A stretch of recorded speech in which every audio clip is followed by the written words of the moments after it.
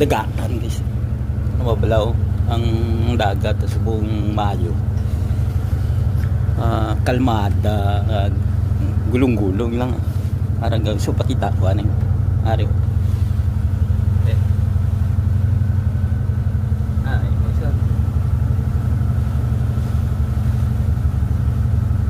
Amo lang ni tani permi ang dagat, mayo ba? Mayo nga trabaho wala. No? Na. May dagat dapat ya. Duty ta subong guys mo. Duty na naman tayo sa opisina natin. Lang. Para sa ekonomiya sa Pilipinas wala bayad sa taxes kag but kung ano nilang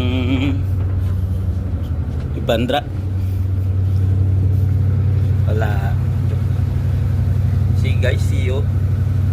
Thank you for those who watching my little vlog. Salamat guys, God bless. Sana mapayapa ang lahat, mawala ang gira-gira na yan. Kasi amo nang gapalisod sa Pilipinas sa aton. Damo tang mga OFW nagatrabaho sa Pilipinas sa ibang nasyon. Tapos mapuli lang hinungdan ang gira-gira sang gira sang mga wala hinungdan walang mga ano. Sige lang guys. Laban na tayo. Pilipino tayo, palaban tayo. Bye.